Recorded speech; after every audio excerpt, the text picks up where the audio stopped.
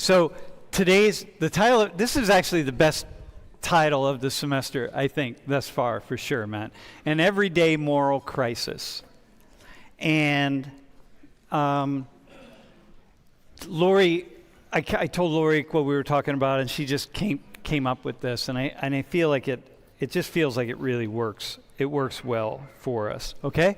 So, I'm going to show you some. First off, why don't you introduce yourselves, and then we'll go from there.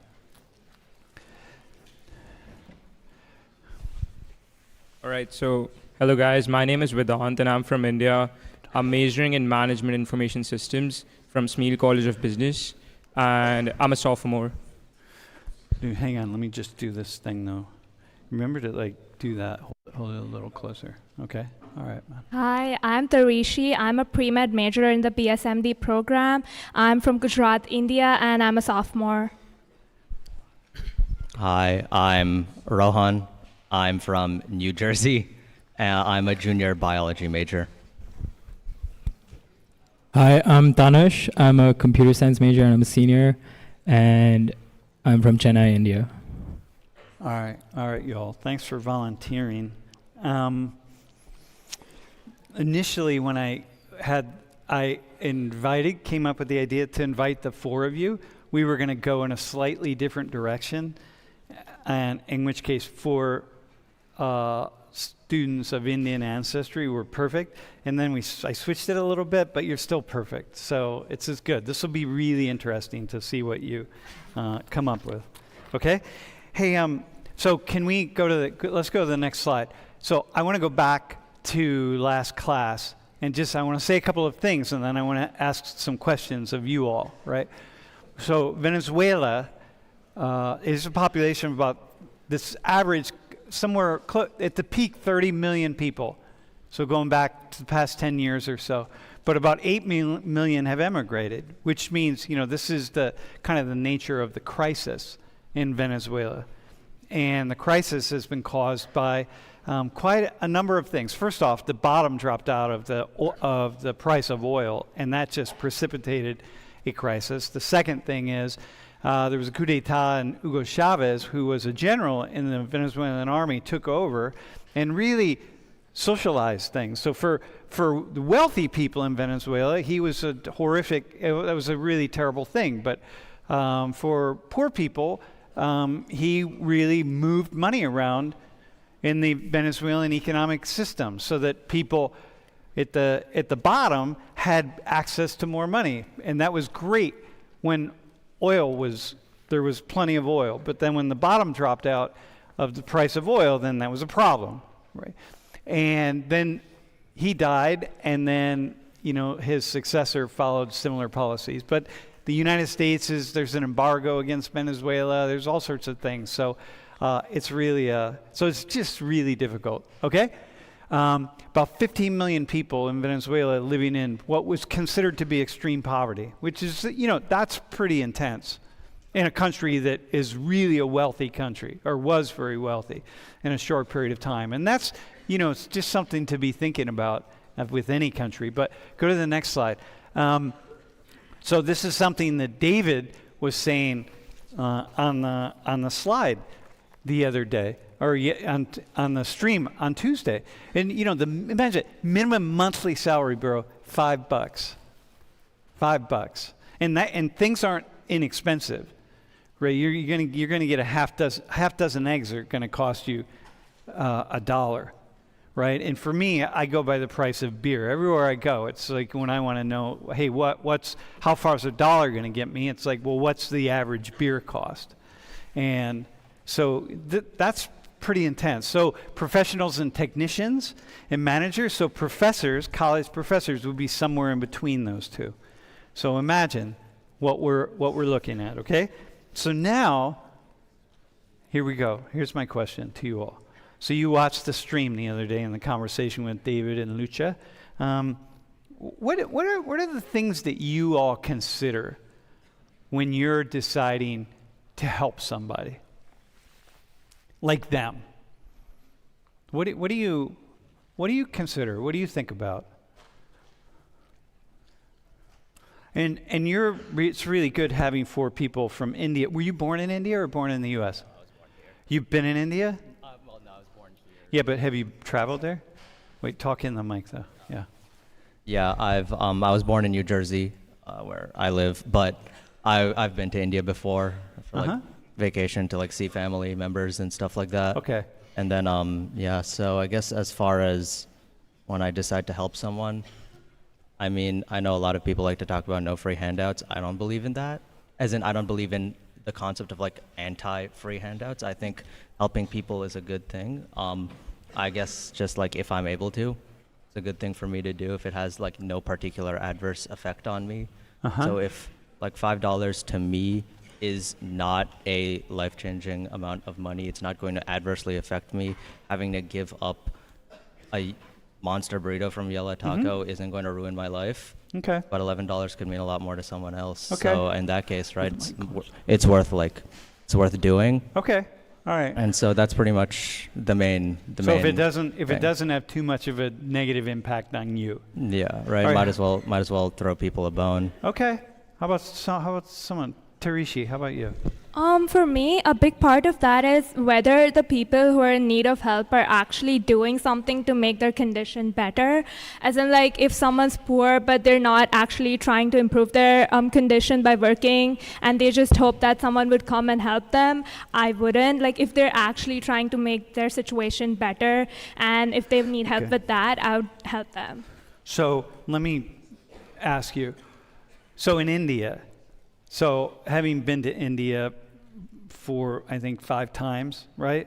I know that you don't have to go very far in India to find people who are really in need of help. So that's why it's kind of interesting for you all, right? How do you manage that? What do you mean? Like, you're walking down the street and you're like, hey, are you assessing, like, okay, that person looks like they're really trying to help themselves and that person not? Like, how do you manage that in India?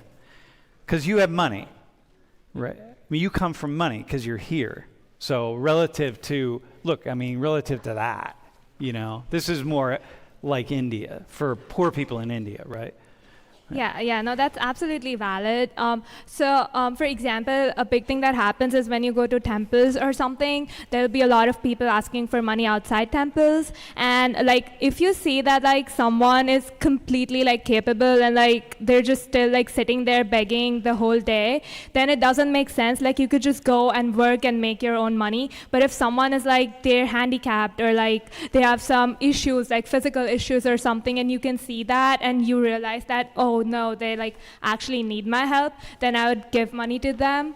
But but if like I see a child who's like begging or something, I would still give money to them because I understand that they're probably forced by their parents or something to do that, and they cannot actually earn their own money. So that's how I go about it. Okay. Tanush, how about you? What's your strategy? Yeah. So I've seen other people follow this strategy as well. A lot of times when you're in the car and you're at a signal or like a traffic light, people would come up to you, like homeless people would come up to you, and in India we call them beggars, so it's not like homeless people. So, but anyway, yeah. So they'd ask for money and all that, but generally like a policy that people might follow, I've seen people follow, is like if they're trying to sell you something, maybe like they're trying to sell you like a book, or like they're trying to sell you like they're trying to wash your car or something, then you kind of give them money. Or like, you be like, no, I don't want the book, but you keep this money, or something like that. But if they're just begging, then some people be like, they're going to be using this to like buy alcohol or something like that, and not make a use of themselves. What? And when you talk about people coming up in their cars, like this is like in Haiti. So my experience in India is very much like my experience in Haiti or in different places where I've been. Like in Haiti, you stop at a traffic light, you could have 6 or 7 or 8 kids come around your car, man. And once you roll the window down, I mean, hang on. If you're driving in Haiti, in Port-au-Prince, every traffic light, everywhere you stop, that car, there are people that are going to come up around the car. And the moment you roll the window down, it's like now you got, 3 or 4 hands in the car, right? Yeah. So I want to be really clear that when you say that, this isn't like you're going down College Avenue and you get to Garner Street and there's one person there, but you don't see anybody else. So, okay, so every place you go, like how do you do it? When do you roll your window down? When do you not? Like how do you manage that? Yeah, it's so often that where you keep your bottle in the car, we have that bottle always filled with coins. So usually we just get those coins from like when you go to the temple or whatever. We just put coins there, so then it's like real easy to give it to them. That's kind of how frequent it is. But but yeah, it's just like but then you don't always roll your window down as well. Sometimes they're that decision is just kind of up to the moment. Yeah. Okay. Yeah. Up to what do you mean? Like sometimes they're really trying to get you to open the window or whatever. It's really bad, but you're kind of almost judging whether they need it or not in that moment. And sometimes there's this awkward moment where you're trying to just look ahead, not look at them. Dude, go ahead, look ahead. Yeah. All right. Okay. So this is what it's like, right? He's driving. Yeah. He's looking ahead, and I'm like this. You just gotta trying to change the volume or something. And I'm just like this constantly. And it's actually. And then there's 2 other people come over and we're doing this while he's just looking straight ahead. Yeah. That's what we're talking Sometimes about. you don't have the coins as well, so yeah. Yeah, you have nothing. Yeah. Vedant, how about you? What's your? So the question, if I go back, how do you consider when you're going to help someone or not help someone? So I actually agree with all 3 of them, because if I talk about helping in India particularly, so what we do is that we usually have food and chips packets and biscuit packets in our car, and we give those away when we see the beggar come up to us. Wait, so when you're going somewhere in your car, you'll make sure that you have some packets of some food in there. Yeah, we make sure we have some. You just have some because that's just part of driving in India. Yeah, I mean. Yeah. No, that's right. No. Yeah. It's like in Haiti, always in different places where I've been. Always, you have the place for your cups. It's filled with coins. You always have money, man. So you always have food. Yeah, so that is one of the things that we do, and apart from that. Obviously if we see someone is handicapped or something and is not capable of working, then it kind of wants us to help them. So that is what we do. And apart from that, what my dad does these days is if he sees a man come up to us who's healthy and is fit to work, so what he would say is that, come on, I'll get you work. I can't just give you money, but I can actually help you and get some work. Mm-hmm. So. And how many people take him up on that? I mean, it's actually pretty low. No one is ready to work. There's because recently this incident happened with me wherein a beggar came up to us and then my dad was come on, I can give you a certain amount of money to wash my car every month. And he straight up says no. But at the same time though, if I push back on that, it's kind of difficult, right? Because if you're asking for money, usually you're going to go to the same intersection always. It's going to be near your home. Right, if you're a beggar, let's say, right, and then to say, okay, hang on. Well, first off, what am I going to do? I'm going to follow you, and I'm going to go somewhere once a month to do that. It's where am I going? How much am I going to get? That's complicated too, right? So, okay. So what's interesting for me as a story, this is first off. This is the everyday moral crisis, right? So for you all, and you've been to India, so you got it. For you all, every day, it's a moral crisis. Every day. Because, dude, you're not hurting for money, or for food, for food, man. You look at you, you're fine, right? You got, the 4 of you have way more than you need. I have way more than I need. So, to what degree do you see it as a moral crisis? Do you were saying it's hard, man. You're driving down the street, you got people, they're hungry, some people maybe not, but you just know they are. And it just, yeah.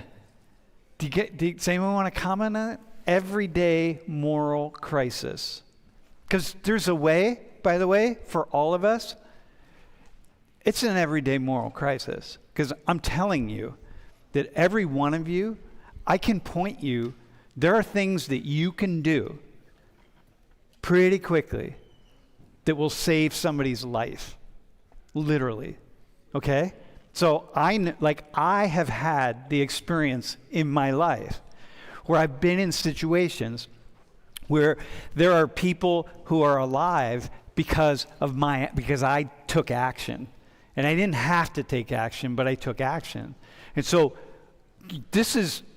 any of us can be in there. I can point you to play. You could go have the experience where you literally will save someone's life. Do you want to do that? The everyday moral crisis. Are you Muslim? Are you Christian? Are you Jewish? Are you Buddhist? Like, what are you? Are you an atheist? It's like, like, dude, like, we're just. Man, that's a bad scene. That's all right, man. I'm just sitting here, right? So now I'm one of you in the class, and I'm going like, fuck. Like, wait, what are you talking about? Like, wait, what are you talking about? You know what I mean? This is an everyday moral crisis. It's just that you all, the three of you in particular, but you, when you go back to the motherland, you deal with it every single day because you know what I'm talking about. You can easily go save someone's life. It doesn't take much. Within a few hours, you know what you could do to go save a life. But there are 1.4 billion people in India. So does anyone have anything they would add? They would comment on that, or? I mean, it really feels bad when you're like walking down the street. You see these people and you feel really, I feel really, really bad. And what's the bad? What do you mean you feel like, bad? I feel bad because like, okay, so like obviously I don't give to every single beggar I see on the street. Yeah, and you couldn't, right? You couldn't. Like if I really wanted to. No, dude, you would empty your bank account. Yeah, I would empty my bank account. But and like, within a day. Yeah, so then, right, you have to like pick and choose who to give to and who not, and then that feels bad because you can't give to everyone you meet, but you could give to a lot more than you end up giving to. Yeah, like If that I was- sweatshirt that you're wearing, bro. That sweatshirt, if you didn't buy that, you could have saved someone's life. Yeah. Okay? And it's not that complicated for how you would have taken that money and saved someone's life. But you did. This shirt, I bought this shirt. I didn't have to buy this shirt. Yeah. Someone else? Do you want it? So talking about like the moral crisis, I feel like it's really tough for us because like sometimes we go on just we really want to like help people in India, and we like go out and like distribute like winter kits, for example. So for example, if we have like 50 winter kits in our hand, so we go on and like distribute it all. But then there comes like one kid who comes after all the things have been like distributed. Yeah. So the joy that we get by giving like things to like 50 people versus the sadness that we get by not giving that to that one kid, it really like burdens me personally. Yeah. Like it takes away the joy of like giving to 50. Do you feel like in a way that's the karma coming back? Like you say it burdens you, but is that kind of like the karma hitman? That your karma was to be born right here, in this incarnation with this that sweatshirt. You could have saved 2 lives with that sweatshirt, and like maybe that's kind of the karma. That's just coming. You gotta deal with that. You gotta carry that. I was in a hospital in. No, I don't want to tell that story. Okay, but okay. So let me just say something quickly. That kind of fits in a way. The reason I met David and Lucha, how that happened was I had gone to my barber. I have a barber near my house in Bogota, and I got my hair cut, then I went and got some flowers. There's like some outdoor flower area where they sell flowers, and I always get a bouquet of flowers. So It's the first thing I do on the first day.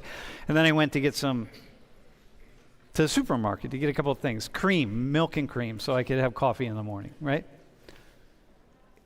And I always have money. I have money in my one pocket that I need, bigger bills, and then I have all the smaller bills in my other pocket. And you do a similar thing, I'm sure, right? You kind of split it up. So you're not opening your whole wallet and trying to give someone something, right? So I had just given all the money away that I had decided I was giving away. It wasn't a ton of money. It was like maybe $10, right? But there's so many Venezuelans in Bogota. There's like 600,000 Venezuelans in Bogota. They're everywhere. And they're all working, trying to do something. Like someone might be selling, like you see someone on the street and they have a little piece of cloth laid out and they have 5 baseball caps. And they're selling, that's it, man. That's what they got. And they're just trying to sell that to make a few little, whatever they can make to eat for the day, right? Anyway, I'd given all my money away. And then I was walking back to my place and this guy asked for money. And I'm like, oh man, he asked for food actually. And I'm like, nah, dude, I don't have any food. But I reached in my other pocket and I pulled out my big wad of money, which was probably like $30 worth of money, right? And I started to give him something, and Lucha, the little girl, pushes my hand away. And she said, we don't want money. And I said, what? Fuck. And she said, no, we need food. We need baby formula, she says. And I'm like, oh, damn. So then I put my money away, and I'm like, all right, hang on a second, man. So now we start talking. So then she says to me, she looks up at me like this, right? She's like, ¿De dónde eres? You know, where are you from? And I said, I'm from Gringolandia. And she said, ¿Quién es? ¿Cómo te llamas? And she's like, ¿Cómo te llamas? And she just puts on this intense energy, right? And I'm like, oh, que brava muchacha, okay. And then I tell her father, like, yo, she's a handful, you know? And he's like, yeah. I said, okay, well, now let's talk. So then we started talking. And it was really clear that they literally wanted baby formula. They didn't want anything else. That's what they needed. So there was a place right behind them, right where we were standing. It's a pharmacy. And I said, okay, come on, let's go. They have it in here. So we went in. And she picks out the biggest box of baby formula, which is like $100. And I'm like, nah, mamacita. No, get the small box, man. Like, I'll get the small, which is like $50. So I get the 50, and I'm like, okay. And that was it. That was it, man. It was just like baby formula. It wasn't, and give us more and this and that and the other. Our job today was to get baby formula and take it back for her 8-month-old sister. So we went in, I pulled my credit card out, and I buy baby formula. And then I say, okay, listen, now here's what you guys got to do. I need to introduce Lucha to my class. I just gotta meet you because you're just so special, right? And she's the kid. If she were my child, or if she were the child of any of us in here, she'd be going places, man. This kid, she'd be going places. Like, she'd be, holy shit. Like, she was just so dynamic, you know. And she will go places, right? But, I mean, she's going to do some really cool things in her life, but she would be at another level, okay? That's how we met her. So you've all had those kinds of experiences where somebody jumps out and you go like, all right, here you go. Do you have a memory of one, or do you have? I mean, this is like countless, honestly, because you live there for like 18 years. This happens all the time. All the time. But yeah, like when there's someone like, you know, who looks like they really need it. Maybe it's like someone. Sometimes even children come up, right? As you were saying. So yeah, sometimes a child just looks like they really want it, or like a conversation strikes up, or something like that, and then, you know, you give something. It's just it's a special thing. Yeah, you feel like you've helped someone. Yeah. But there are also like the opposite scenarios where like, I I mean, I was just thinking about what you were saying, and there are times where you feel bad as well when you're talking about a sweater and stuff like that. Like when you're out with the guys and like you're like having fun in the car, you're like blasting music, bass on max. Just like you're doing going down College Avenue. Yeah, exactly. Yeah. Like people put their windows down, you know, like playing Drake or something, and then you're doing that. You're having fun with the guys, and then someone comes up. It's like you're like almost caught in the moment. You're like, you know, like damn, I feel bad. Yeah, right. Yeah. I forgot. Yeah. Like imagine your peak party moment with your friends here in State College. Your peak effing party moment. You just got your buzz on, you know, like you're just feeling you got it, and then suddenly up comes this mother and her child, and the child, neither of them had a bath in 2 weeks, and they're hungry, and the child's listless, and you're like, fuck, man, I just got my buzz on, and it's a buzz kill. It just takes you down, and this is what you're saying. It's like, I'm back to life now. This is real life now. And I thought I escaped this, but I didn't escape it.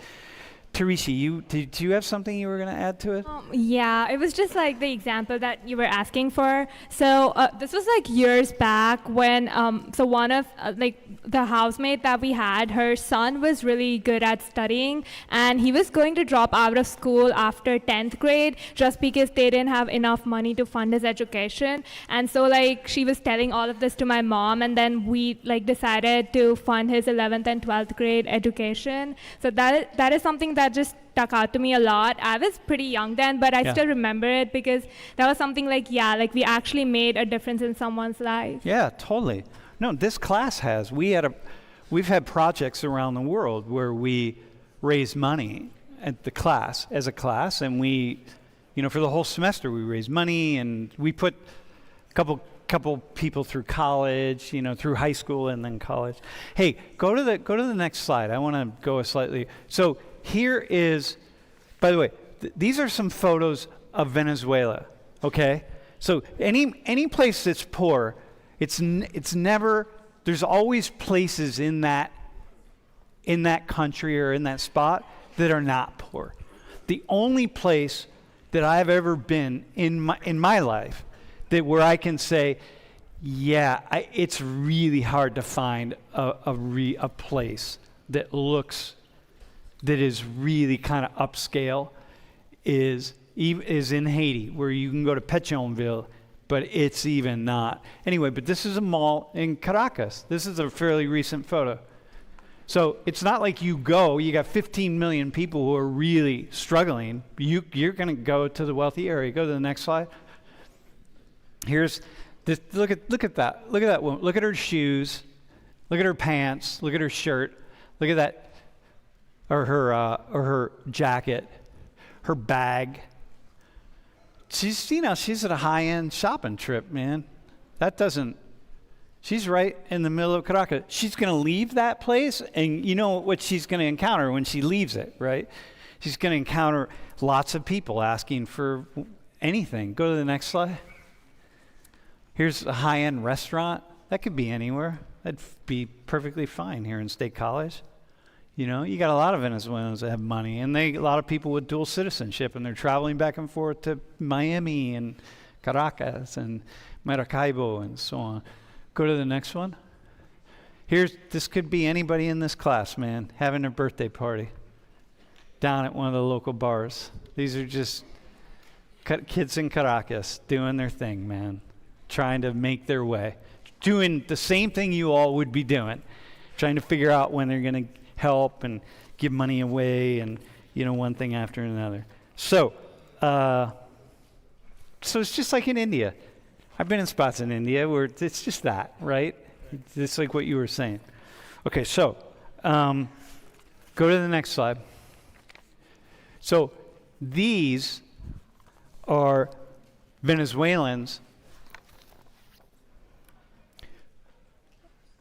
lining up on the U.S. border to come to the U.S. Now, what I want to do is I want to remind you, this is part of the border crisis here that we're facing. So now, I want to remind you that the minimum salary is $5 a month. Okay? $5 a month, y'all, right? So, here, see, look at all those people, look at all those faces. Just pick one out. Okay? I'll go to the next slide. So, there we are, 2 days ago, in the park. There's David and Lucha, and El Gringo Profesor. Okay? So now, go back.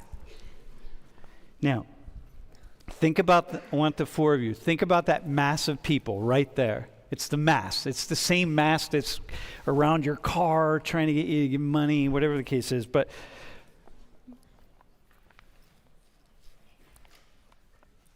two of them are, or four of them are David and Lucha and his wife and the 8-month-old child. How does that change? You met them now. How does that change the way you, how do you think, like, what would you say, especially to all the Americans out here who are struggling with this, right? Because this is a big issue right now, this immigration crisis. How does that, you see them, how does that change? And you as an American, by the way. To me, it doesn't really change the way I see it because I've never seen it. Like, okay, so the rhetoric about this that a lot of people like to say, I mean, I think everyone's heard the lies about how, like, the immigrants are eating the cats and the dogs and whatever shit. Like, a load of bullshit. And I think, like, that's kind of representative of this thing where people view immigrants as criminals, as people who aren't working, as bottom feeders, and people are, like, projecting those opinions onto the people coming into the border, and I think that's also a load of bullshit. Yeah, no, listen. No, hang on. Some of them are. Some of them There's some people in that photo, for sure, have committed some kind of crimes. Yeah. Well, technically, they're all, if they sneak into the United States, they're all committing a crime. But some people have, okay? Some people will come here, have never committed a crime, but will come here and will commit a crime, okay? So it's not complete bullshit. Some will. What I meant by bullshit is, like, not that there won't be criminals in their midst, but there's criminals in the midst of people who are born and bred U.S. citizens as well. I don't think it's, like, something where you can say... I'm sorry. I don't think it's like there are people who are born and bred American citizens of all denominations who are criminals, who are bottom feeders, who are deadbeats. I don't think that's something you can project onto specifically migrants, especially because, I mean, I feel like if you want to be a deadbeat or a criminal, you can do that wherever, right? You don't have to come here to do it and go through all this effort just to come to the United States, US of A, in order to be a deadbeat and commit crimes. Yeah, but what's the other side of that? So take the other position on it. However, can you formulate the opposite position on that idea? I mean, I guess, like, to me, like, the opposition's mainly centered on the idea of if you really want to come here to take advantage of opportunities, you should do it through legal means, right? It's unfair to the people who do come by legal means to do it illegally, which is a position I get. But also, I think, like, you know, you see the graphic where, you know, a minimum monthly salary of $5 compared to what the U.S. offers, I think is striking, and I think it does represent as well, like, some of the crises that people go through to want to make this move. A lot of them without their families in order to send money back. Okay. And also, another thing, I feel like a lot of people... Wait, hang on 1 second. Somebody else, how does it shift to imagine that so go back one slide. So here are these two people with, oh wait, hang on, yeah, right there. So there they are with me. Look, you know, look at the shot. There we are, like, doing this, right? And she knew, by the way, the like the Korean heart, like the heart, like she had that. She's like, oh, the heart. It significa amor. You know, and David was like, oh, damn, all right. So she had it. How does it impact when you think that they're in that group of people? When I see that other picture of, like, people at the thing, I think it's no different when America is in the same kind of, like, you know how I was explaining the car and people come in and knocking at the door. It's kind of the same thing. You have this moral crisis of whether, because you know that they're looking for opportunity, they're in the point of struggle, and they're trying to, you know, find an answer, and you just have to decide whether you're letting them in or not. And you have this moral crisis just like the one we were just talking about. But the problem is, Yeah. just like the 1.4 billion people in India, just forget about the 1.4 billion. You're driving down the road, and you got, hang on, look that way. You just got this everywhere you go, like this, and you don't always roll your window down. Exactly. And so go to the, not everyone that wants to come in can come in. Exactly. Somewhere yeah. you got to say no. And so where do you say no? What's the conundrum for Americans in this country? When do you say no? Yeah. Isn't that yeah? Maybe there should be like some sort of system where it makes it easier, because I feel like also I'm no different from them. Like I'm looking for opportunities here, and I had the means to do the SATs, to do it in a legal way, but they just want to come inside for like wealth or whatever, but they just don't have the means to get in legally. So maybe there should be a system for people without the means. Yeah. So we're okay. And there is, you can apply for a status, you can apply, and it might take you 20 years or 30 years. But you, in a way, we could say, like, hey, you had the money, so you took a seat. This seat right here, there's an American out there, a U.S. citizen, who doesn't have the means, okay, who we could have given the means to. We could figure a way out to get them a scholarship, and they could be sitting right here. But instead, you, the foreigner, as we say in the southern part of the U.S. here, the external person with the money comes in, squeezes in, pushes out the person for who, like, hey, wait, hang on a second. Why don't they have the opportunity? But you take the opportunity, so you sort of take that away from them in a way. So, I mean, you're raised, that's what you said, right? So it's like, yeah, all right. What do you say to that? I mean, yeah, it's just a really hard moral decision. Dude, stay right there. You don't have to go any further, right? You don't have to go further. Like, sometimes my mentor back 40 years ago told me, Sam, you don't always have to have an answer. Sometimes it's enough just to pose the question. Yeah. Tarishi, how about you when you think about David and Lucha in that photo? Is there anything, or there doesn't have to be? We're going to go in a different direction. So like when I think about them personally, it would personalize the situation for a little bit, and I would be like, yeah, like, can we just not let them in?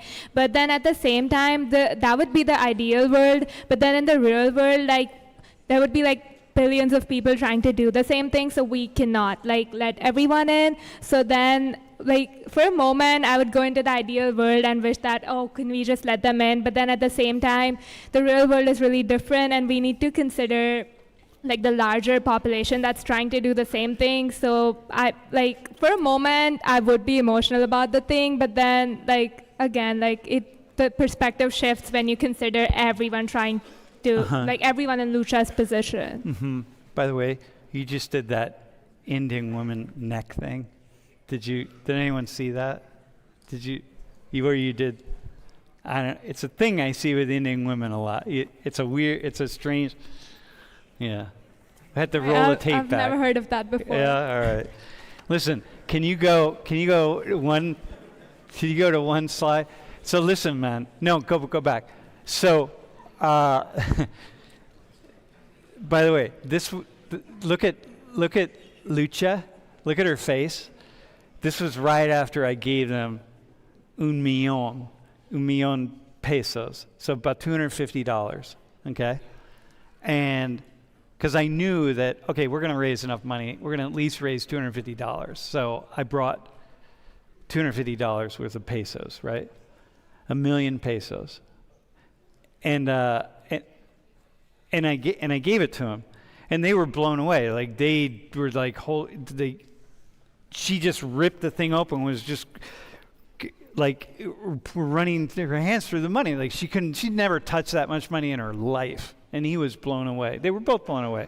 Said, oh my God, that's amazing. Say thank you to everyone. So, but we raised, so we ended up raising about $2,000, and which for them is absolutely life-changing. It's somebody from the stream who's not a student in the class, but who's a friend of the class and watches all the classes, gave a lot of money. Yeah, gave a lot of money. Yeah, gave $1,000. So that's a lot. That's huge. That's game-changing, man. And that's just by chance. So this is what happens, right? So the moral conundrum for all of you is that at any moment in India, in New Jersey too, but you just need a lot more money, man, in New Jersey, right? At any moment, you have the ability to just point to somebody and be like, all right, I'm going to step, this is it. We're going. We're going to do it, right? And so, but we can't give them the money. We can't like give it all to them because they live in a really poor area. If people found out they had that much money, that would just like be the end for them. So we have to wait, and he's going to have to decide what he's going to do with it because he needs to invest the money in some way to be able to make more money. Like that's the point, right? So Julie will just hold on to it till we can give them small amounts, but we can't give it all to them. They have nowhere. They don't have a bank. They don't have anything, man. They're living as temporary residents, not de facto refugees in a place where they can't do what they need to do. So it's really intense, man. Anyway, so that's on behalf of everyone who donated, like, thanks. I mean, that's huge. It was huge, man. Okay, do we have a couple questions? Yeah. And then we're going to go, I want to talk about the caste system. You can actually put the next, well, no, leave them up. Yeah, bro. D. Right. So this is more of as much a question for me as much as every single international student that might be sitting here. So one of the most important pictures that we were shown was the people on the border crossing with the U.S. Yeah. So effectively speaking, for us international students, the only thing that like really separates them from us is number one, a passport that proves that we are who we say we are, and secondly, a piece of paper that says we're allowed to be here. Yep. So my question is other than that, what's the difference between them and us? And secondly, what gives us effectively any right to be here and go through the way where we want a job, or perhaps even citizenship in the United States versus them?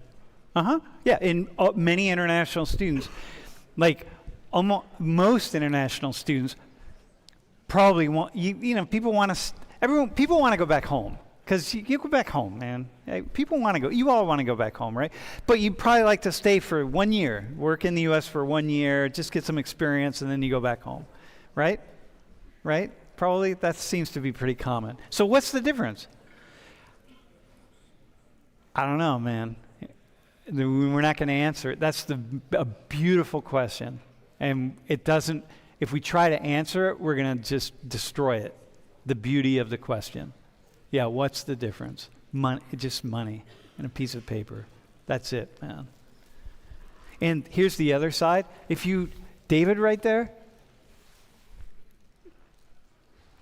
to everyone who's an American, so we're going to go back to this question, right? If that was your child, right? I don't know the answer. There's no answer to it. I'm seeing people surrounding your cars in Delhi or Chennai or Mumbai or wherever. I'm just seeing that. Wherever you are. There's no answer. You can't stop it. You can empty your bank accounts, you can go rob banks, you can give money away. You cannot stop it. And there's something else you can't stop. If you're a parent, especially a parent to a really cool kid like this, because he was saying, we were talking about her, I was teasing her for being so just being her, just having fun. I really connected with her. And he had tears in his eyes, right? Because she's such a cool kid, okay? Forget about the 8-month-old and his wife. Nothing in the world would stop that guy from trying to make a better life for that little girl. Nothing. So if you go back to the slide of the people in the border, when I see that slide, that's what I see. And then, you know what I say after that? Is thank God I'm not the one that has to make these policies. Whether it's the Trump administration or the Biden one or the next administration, thank God I'm not the one that's got to make the policies. Look at the barbed wire, man. Look at the barbed wire. Look at that photo. Go back to Lucha. That's it. Look, I see her and I see the barbed wire. I'm like, damn, man. Yeah, I don't know. It just is what it is.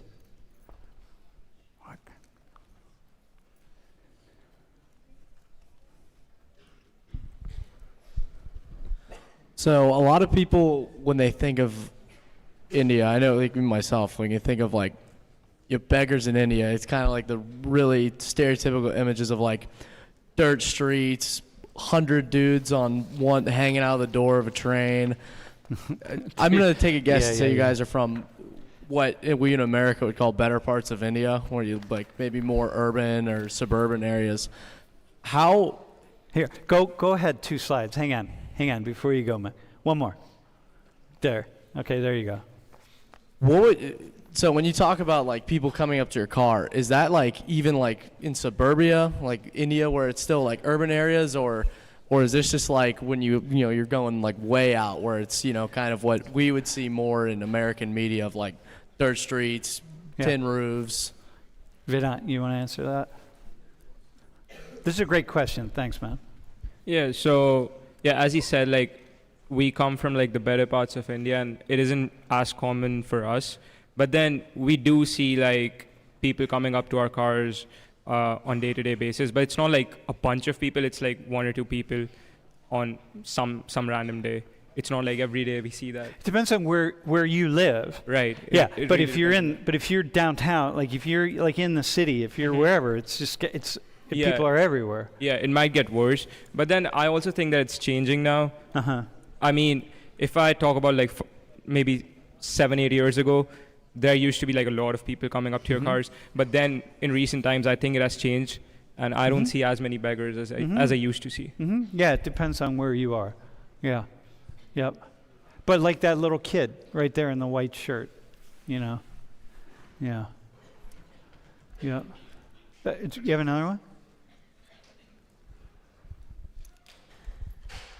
So I was wondering, when you were talking about why or how you decide whether to give to someone, you were talking a lot about the physical aspect, physically seeing them, seeing if they're able-bodied, everything. Do you feel the same way about reading people's stories online? Well, that's interesting. Yeah, what about like some really intense stories online? Yeah. I mean, there's so many people to assist, right? Yeah. I mean, I didn't get that. Like, what do you mean by reading? No, like is it just you have to see people in their physical presence? But what about just reading? Like, oh man. Like reading about what someone has written about themselves? Yeah, like the story of like David and Lucha, for example. You didn't have to. You met them on a live video, but you could just watch that video and be like, oh God. How much does meeting people, like actually engaging with people physically, really impact the situation? I think a lot. Like for me personally, I think a lot. Yeah. Yeah, I mean, for sure. Like, for example, Lucia and David, you've given us context, and with that context, we feel this sense of, we want to help. But without that context, without meeting someone, you're not gonna, feel that same connection. Yeah, it's harder to look away from someone. Like exactly. The image of you looking that way. The moment you make eye contact with me, and I'm that little kid right there You've in made the a left connection. photo. Yeah. It changes. Yeah. So that's the thing, man. You just shit. It's like right now, the flood victims the people who've lost everything, and the vast majority of people down in North Carolina and Tennessee and the whole thing from the hurricane who've lost everything, the vast majority have no flood insurance. They have lost everything. And like you can't, if you know somebody, it's different, right? But if you don't know someone, they're just like, okay, it's just a story on the news, you know? Bro, do you have a question? Yeah. All right, man. Why do you think that these people keep having babies if they can't afford like the necessary resources? Do you guys have a response to that? People having children. What do you think about people having children if they can't afford resources?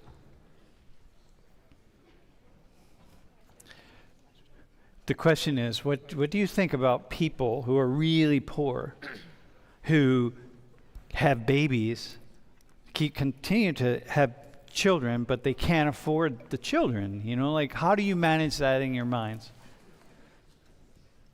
Like David, for example, they were not, had things not bottomed out in Venezuela, they wouldn't be poor. They would be in Venezuela.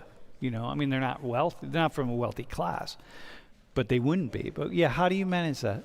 Yeah, so in India, how a lot of like poor people think is that if they have more kids, they'll be able to have those kids work and earn more money through the kids. Like the more kids you have, the more you can send them to work or like do something and like earn money through that, so you can sustain the whole family. But since they're not educated enough, they don't understand that you'll also have more mouths to feed, not just more hands to work. So I feel like it's just a thing that they're not educated enough to understand the nuances of the situation, so they keep doing that. So I mean, they shouldn't do that, but I get why they do that. Yeah, well, also children are like life insurance, you know? I mean, yeah. Do you? I mean, I think it's even like just like a little more basic than that. People want someone to carry it on, and when you have nothing, your family is the only thing you have left, right? So it feels, again, no one wants to die alone and then just be like, nothing is left of me. So to them, their children are like a way to carry that on with the hope that something changes. Because you can't, like, for a lot of these people, when they are so poor, they just cannot even afford children at all. Having those children doesn't really make a difference in that regard, because it's not like they can afford to sustain themselves either. So it's just like they want to keep it moving. And also, I feel like it's also like a tactic, just like having more kids is a greater chance of one of them surviving. It's a lot of the poorest countries in the world with the highest birth rates. Yeah, and also, it's not always a decision like it is here. People have sex, and in India, a lot of women have sex that's not entirely. It's not consensual. You know what I mean? There's these relationships between men and women in India. A lot of women just get pregnant because their husbands just are going to get them pregnant. Let me just say it like that. So it's like, okay, that's what happens, and then people have babies, and I was like, WTF? Like, what do you do? It just goes. It's not like here, the decisions that you all would make here.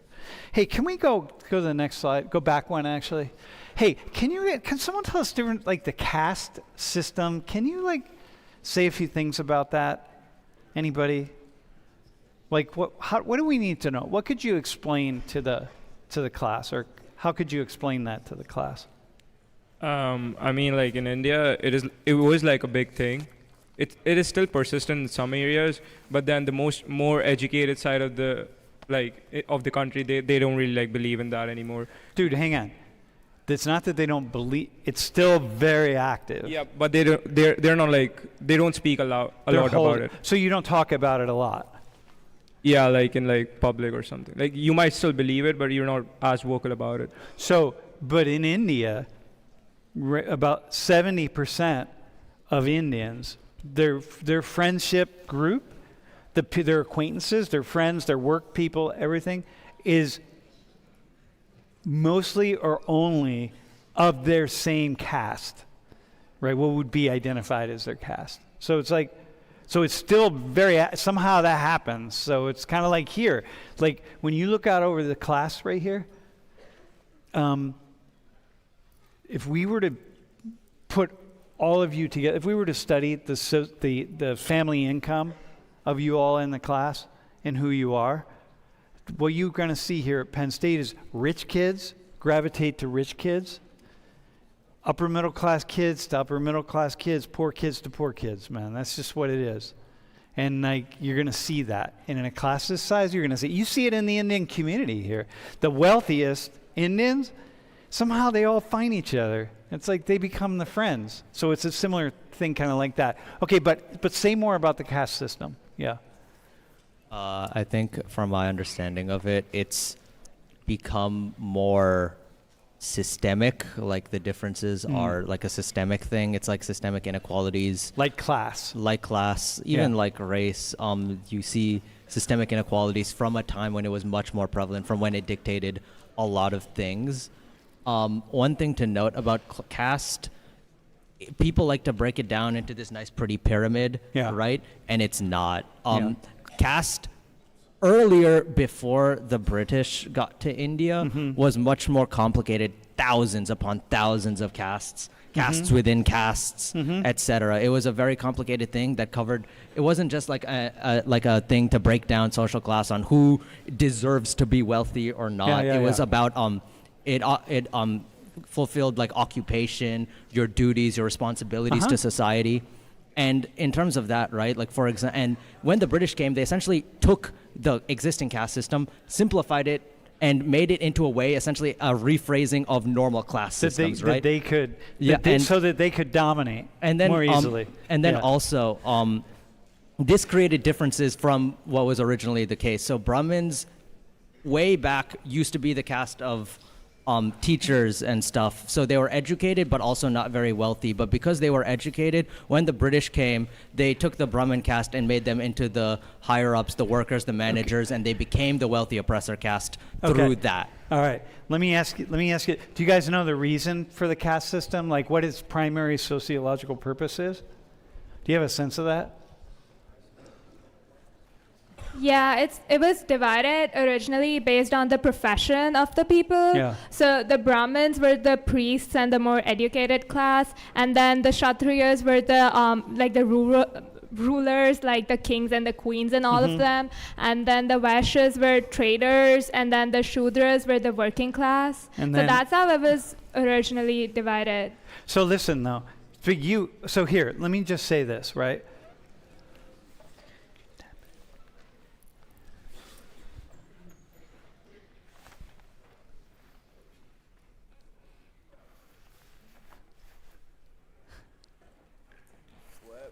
Dude, you're homie there.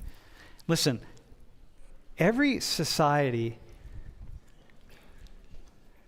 you got to have a way to make sense of who's rich and who's poor.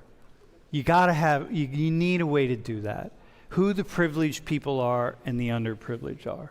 Because if you don't have a way to do that, then you'd have just nonstop conflict. Okay? And so,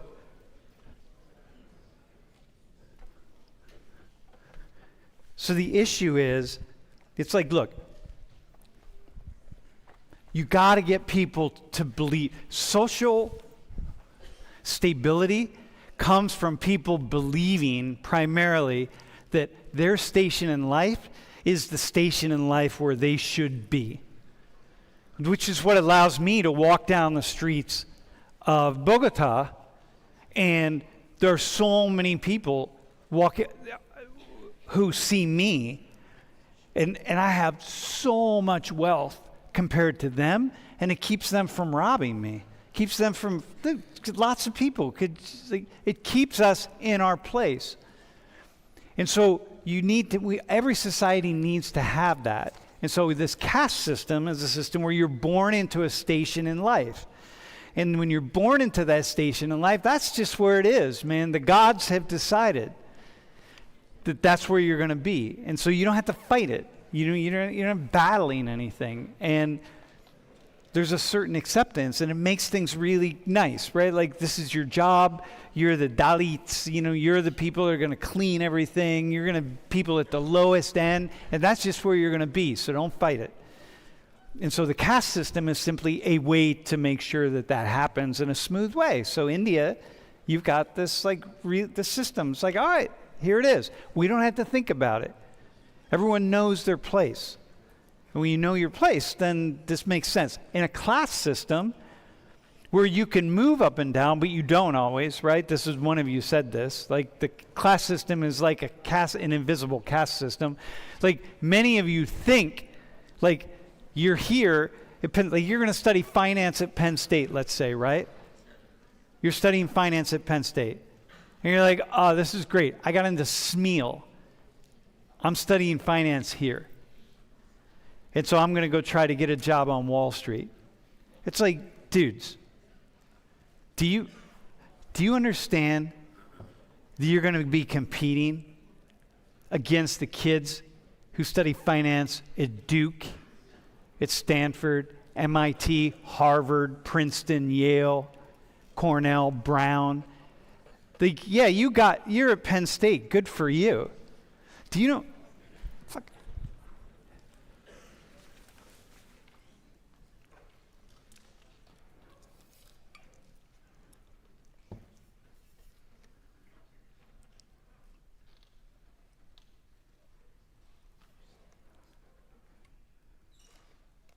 Good for you. And you feel good about yourselves, right? You're like, yeah, I'll do okay. I'm doing pretty good. You're competing against those kids, man. And that's not that different than people in one of the lower categories of the caste in India trying to compete against somebody at the upper caste. It's like, but we've here in this system, we've taken on this ideology that, hey, but you can make it if you work really hard. But what's behind that ideology is, dudes, take all the Penn State finance kids and put them up against all these other kids. One or two of you are going to make it. Most all of them are going to make it. You don't compete. You're not going to compete. There's no competition even. The game is rigged. They're there. They come from different families. They come from a different place. So in a way, you got this caste system that's really rigid, right? Although it's breaking down a little bit. But this one's kind of rigid too. You just don't see the rigidity. Hey, are there any questions on the stream, by the way? Izzy, do you have one?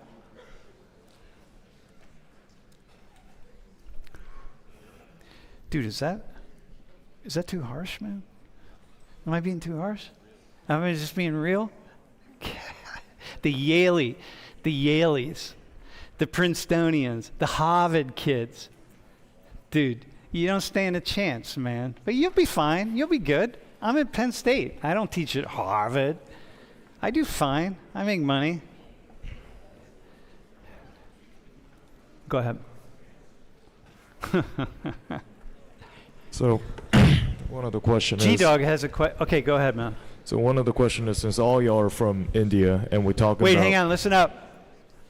All y'all are from India, and we're mostly talking about, immigration towards into the U.S., and because we're a country where a lot of immigration happens and it's normalized, that these kind of issues may seem a bit, simpler than it should be. Yeah. Imagine if there's immigrants coming into India, and you said you're walking in the streets and you see a lot of people in need. Would you be willing to help those people coming into India more than those people who are already inside of your country for Indians? Dude, awesome, man. Yeah, how do you guys think about that? Tanush, do you have an answer? Do you talk about this in India? Are you talking about like the Bangladeshis who are coming in, or? Just like, people coming into India. You got a lot of Afghans coming into India. Yeah, we got a lot of the UAE and all of them, a lot of immigration, but honestly, it's not looked down upon really. I think over here there's a big stigma against it, but in India, I find it's more of like we're not really against. We almost got our own issues amongst ourselves. We don't really care if someone comes in or anything like that. Yeah, yeah. It's kind of like Venezuela and Colombia. The two cultures are they're so similar that there's not a lot of resistance on the part of Colombians, strangely enough. Yeah. Yeah. So you have that. Yeah, because I spent a lot of time in the Afghan community in Delhi. There are tons of Afghans in Delhi. Yeah. Huh. Okay. Are we good? Hey, y'all. Thanks, man. Yeah.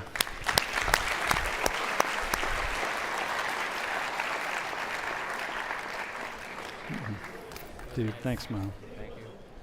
Thank you. Thank you. All right. Hey, y'all, we'll put the quiz. We're going to put the quiz up. Wait.